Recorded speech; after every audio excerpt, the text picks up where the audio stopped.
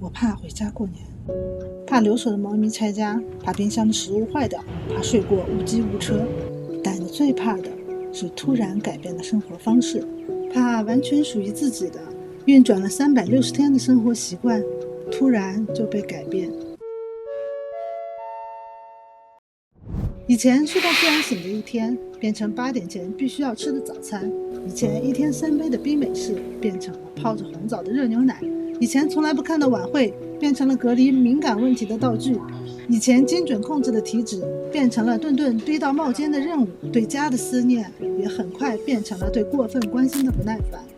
而最不习惯的是时间突然变得好慢。我第一次感受到时间的流逝存在在每一次早起，每一顿饭，每一次闲聊和争执中，直到回到家的第3天，我突然醒悟，我不习惯的不是回家，而是放松下来的自己。习惯了被带着烂驱动的人，突然失去了时间准程，变得无所适从。这样真的好吗？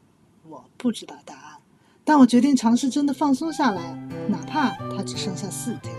我尝试早起，发现鸟儿会在太阳升起的半小时内鸣叫。我不再抱怨家里的饭菜搭配，给家人做了我自己的拿手菜。我去逛了以前不屑于去的人挤人的集市，发现夜晚的花灯热闹又璀璨。我跟姐姐姐夫学了新的饺子包法，一锅里下了4种形状的饺子。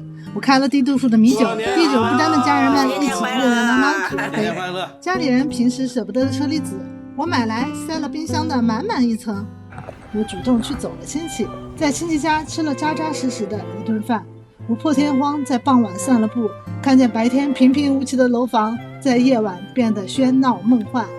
我带着从未进过酒吧的老张去喝了酒，看出来了吗？他多开心！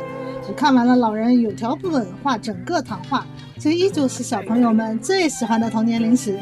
我尝试了平时从未玩过的彩票机，小亏10块，但赚了快乐。关于应该过紧绷还是松弛的人生，我还是没有答案。但放松下来的我，看到了更多色彩，闻到了更多味道，听见了更多声音。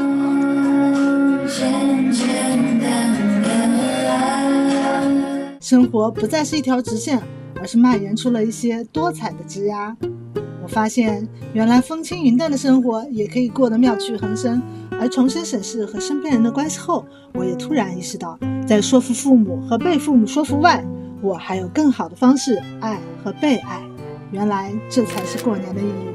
返程的前一天，我写下了新一年的计划，但我知道这些需要我努力整年的目标，其实也不必须实现，因为所有的目标都是为了好好生活，而好好生活本身是答案，也是过程。